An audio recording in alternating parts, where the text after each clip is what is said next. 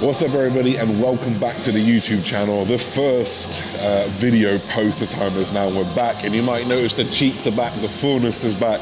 We are about 2.5 weeks post show now, so thought it was really important to sit down and talk about the things that you should do after a cut, after a competition cut, after a time when you get very lean, because I think there are some things that you can do, because you can get up really quickly, and it can be hard to control things. So I think the first thing that I want to establish before we go in and train, we're going to mix this in for you. You are not the most anabolic that you will ever be post-competition, and people like to think that you are because you have an amazing pump and the food makes you look crazy good. But realistically speaking, if you're a natural athlete, you've got low testosterone, your thyroid is low, you've built up a lot of fatigue over the last 16, 26 months maybe, 20 weeks, 6 months maybe you've been doing this.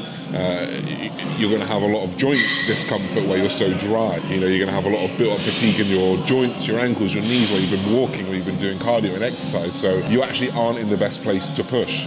So this idea of the anabolic window, I've actually done a video on this, post-workout, post-competition anabolic window, the best time to grow. It's not. It should be focused on recovery, and that is the first thing that I want to establish.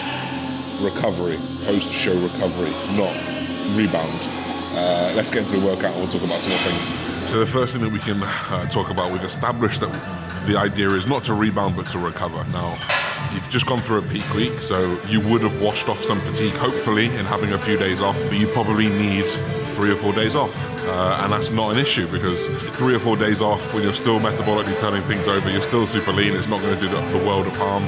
But the idea should be to just get rid of as much fatigue as you can in order for you to get into a position where you can recover. So take a few days off. It's not a big deal. If you mentally can't necessarily handle it, and those of you guys who have been shredded before will understand what I mean. If you get to 2 days and you're like, I need to be moving, do something light. Do a light cardio session, do some press ups or something like that. But you don't want to be like trying to grow at that point. So 3 or 4 days off, and then worry about growing later.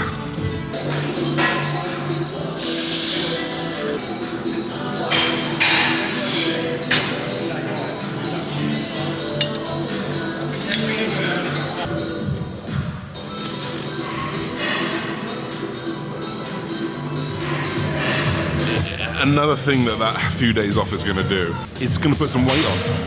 And I think that if you are shredded, we're talking competition lean and you're truly there, even if you've done a long diet, gaining 3 to 5 pounds, a couple kilos, even 3 or 4 kilos, if you're someone who's natural, or maybe slightly lighter. And then obviously the heavier up the scale you go if you're naturally 100, 110, 120 kilos, but that's more weight that you can probably put on afterwards because of fullness. So you're going to put on that weight, and it's needed, because no one wants to sit on shredded glutes, no one wants to be that low body fat. Actually being that low body fat is what's going to hinder recovery. So if you can gain 3 or 4, if you're shredded, if you can gain 4 or 5 pounds of actual fat, real fat in a week, no problem, because it's actually healthier for you. So allow that initial gain, just don't let it take the piss, because it can easily slip down a slope of, oh yeah, I'm just making myself healthier. Well, actually, just think about that weight gain over time.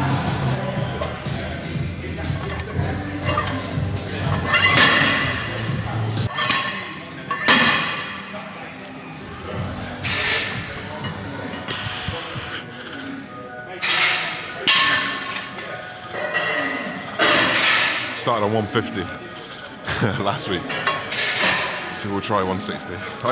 You should naturally accrue strength quite quickly post-show, and that's something you're going to notice with the extra body weight that goes on, plus the rest that you've done. When you do get back into training, you can almost go at an 8 out of 10 or a 9 out of 10, not accumulate that real big fatigue, but just progress really quickly, because you're just getting back where you used to be.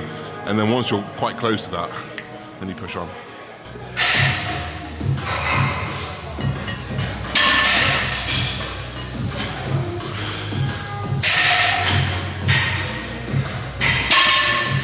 Okay,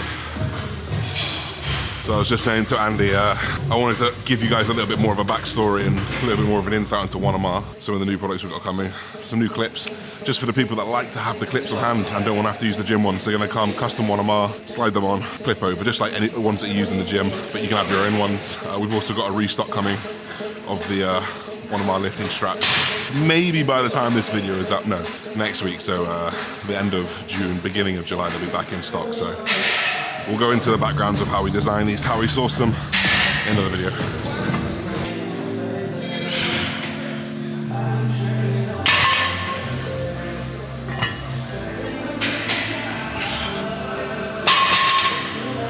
not gonna go crazy with deadlifts just yet. I've notoriously got a week back, but that felt good. 150 for 5 felt a bit ropey last week. 160 for 5, solid. I'll do another 160 for 5 after. Cruise some volume. Build that IFBB Pro back. Said I wouldn't push it. 170.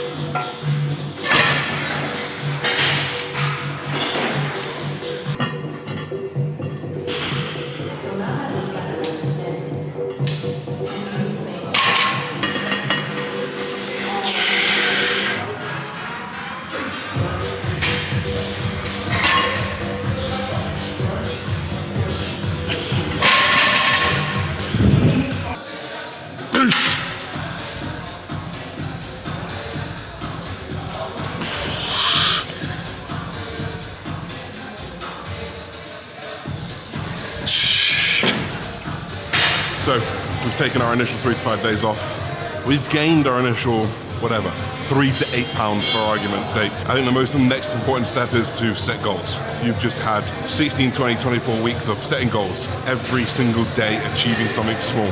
I massively think you should now do that. If you've just turned pro, you now think about the pro show. If you just had a really good amateur show and you want to go pro, you need to think about that pro card.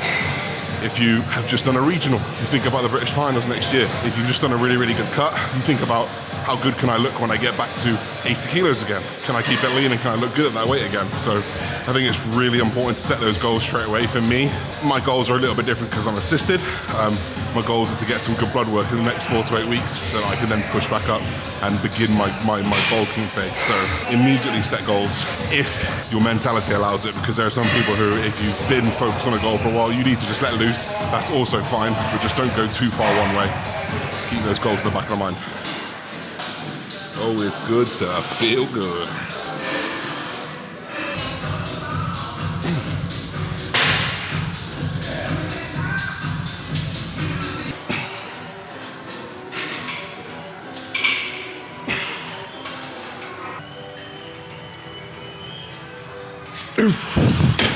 So let's give you some actual, this is probably what you should do. So if you're on everyday cardio, I would immediately just drop that to 2 times a week. Now, the reason why I say 2 is because I would generally always keep 2 in, off season, on season, 30 minutes for heart health, to be cardiovascularly efficient. So if you're doing 7 to 2, if you're doing 5, drop it to 2. If you're blessed to be doing 2 or 3, just keep it at 2.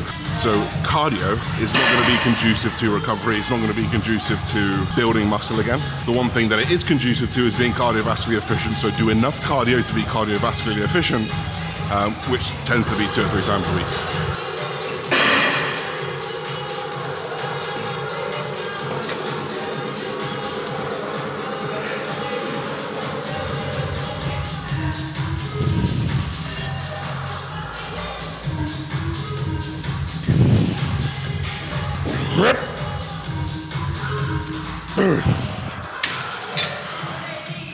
So then calories, macros, what are you gonna do?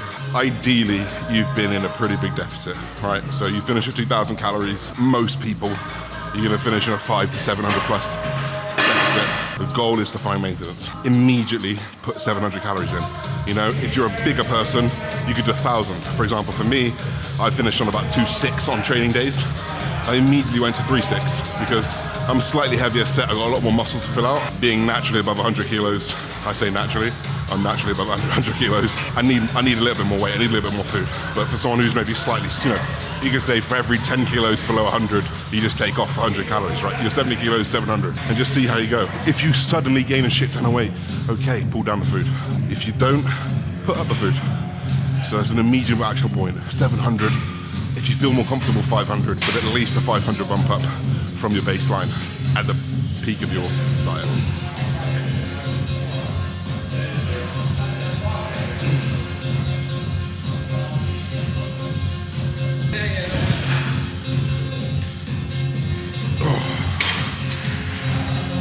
So there's some things that you can do specifically for macros if your just hunger is really bad. So you're gonna go through this process of ghrelin and leptin are 2 hunger hormones. Ghrelin, I actually don't, which way does it go around? I think ghrelin is like appetite suppressing, so like how you feel full or not, and then leptin is like how you crave for things. all the other way around. I should know that really, but they're quite similar. So those hormones are going to be out of whack, so you're going to crave and you're not going to feel full. So you could bump up protein being a little bit more satiating, get your yogurts in, you know, eat more chicken, eat more protein. It's more satiating, it's thermogenically demanding as well, and just firing in those little sugary carbs that you want to. Trust me, it leads to this balloon face. You've got to be a little bit careful there. So you can push up protein and whatnot, but ultimately some self-control has got to be there. But hopefully the calories, feeling better, sleeping better, should all lead to less cravings over time.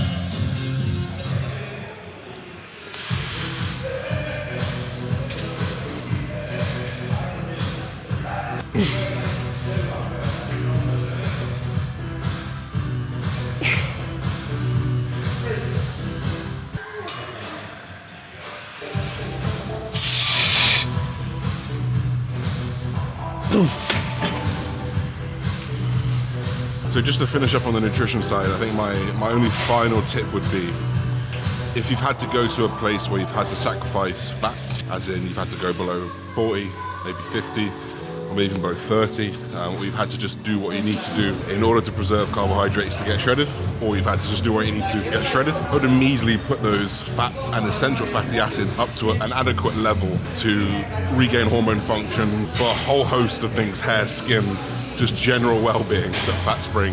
I would immediately put those back in if they've been down. So for me, I went down to 40 was my lowest, so I kind of just went straight to 50 on my training days and then straight to like 70 or 80 on my non-training days. So immediately put like an extra 50 grams of fats every 3 days. So you're immediately benefiting from those. So that's the only thing I'd finish up on nutrition. We're going to do one final exercise and then we'll wrap up with what you should be doing with the training over that initial 3 to 4 week period.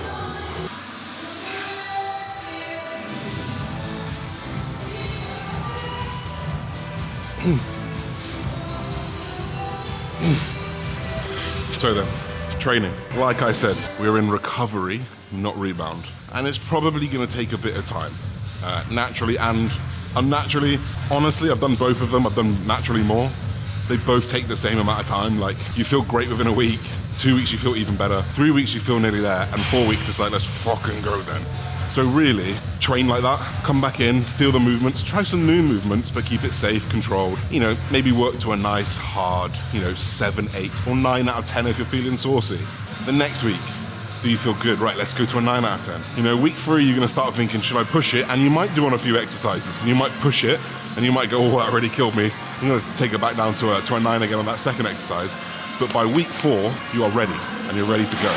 My advice would be to do a very low volume program. I wouldn't go back in with your 4 or 5 sets and drop sets and supersets. I would literally just keep straight sets. 1 set heavy, 1 set medium, 1 set light, or just pick one of those. Focus on getting back that strength that you lost in prep. When you're very, very close to that, and trust me, like I said, it'll be 2-3 weeks and you'll be like, okay, I feel really fucking strong now. Food's good, hormones are much better, my sex drive's back, my hunger isn't crazy, and then we can push on. So my final tip about training, just come in like you've just been on a 16-week prep.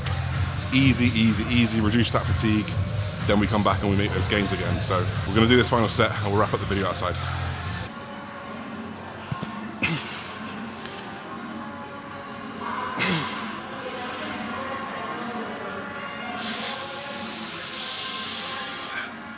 Right guys, so just to finally summarize, I think it's always good to bring us a final point in. You've taken that initial 3 days rest, you've gained those initial pounds, you've taken that time to rest and recover and do what you need to do. You've set your goals. You have now eased back into training over time.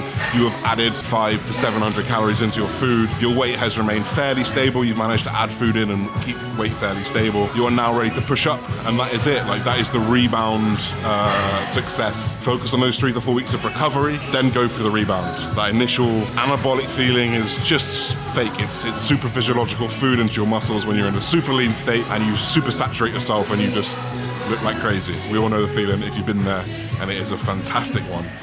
We're in this middle phase now where we've just finished the series, and now I've got this opportunity to bring you different types of content, which I'm super excited about. We're always thinking 3, 4, 5 videos ahead, so if there is anything that you guys want to see in a few weeks' time, drop a comment in the box. And as always, guys, drop a like, help the algorithm, support your damn boy. We're going to the top. We want that UK #1 title and everyone else's title, because we're coming for the whole damn game. Olympia bound, baby. Don't forget to like, comment, subscribe. We'll see you soon, baby. Bye-bye. Peace.